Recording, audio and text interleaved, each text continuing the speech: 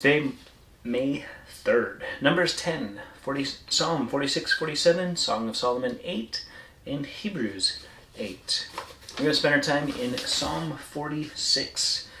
It's one of those psalms that you probably are aware of, like 1 and 23, 90, 91, 119. There's various ones, right, that when you think of the Psalms, perhaps you think of these. And there's reason for that.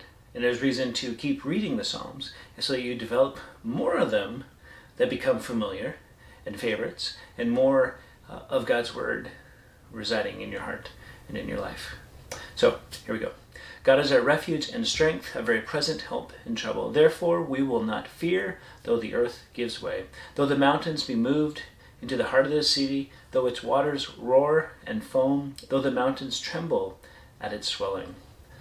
Selah. What is Selah? It's a rest. It's a pause. Think about what you just read. Take some time. God's our refuge and strength, a very present help in trouble. Aren't you glad? He's not just a help after the fact. He's a help in the midst of trouble. Like, well, it'd be better if he got me out of trouble. Sure. It'd be better if he didn't take you in, right? But he leads you in and out through difficult things. So we don't have to fear, no matter what goes on around us, he's there with us. Go down to verse 8. Come, behold the works of the Lord, how he has brought desolation on the earth. He makes war cease to the end of the earth. He breaks the bow and shatters the spear. He burns the chariots with fire. Be still and know that I am God. I will be exalted among the nations. I will be exalted on the earth. The Lord of hosts is with us. The God of Jacob is our fortress. Prior to that, it's God's in the midst. God's here. God's there. And then watch and see the works of the Lord. He's going to make wars cease. Now, on Sundays in Calvary Chapel, we're going through Revelation, and we see how when Jesus returns and sets his feet down on the Mount of Olives and restores the kingdom and makes the kingdom and becomes king of the earth for 1,000 years. He reigns and rules. There'll be no more war. He's in charge. Be still and know that I am God.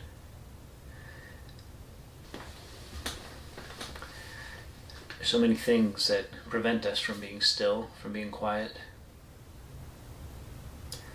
But if you take that time to reflect, take the time to slow down.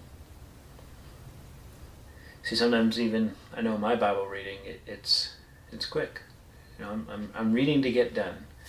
And that's not really what it's about, And so I hope, even in these little videos, as I stumble through them sometimes, that it helps in that process of slowing down. It's helping me.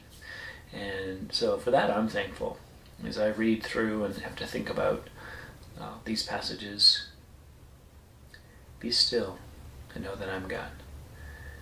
And what are the implications today that he's God in your life? That he's Lord of all. That he's in charge. And there is coming a day, right, when he's going to be reigning and ruling on earth. That'd be a great day. But until then, we have to be still.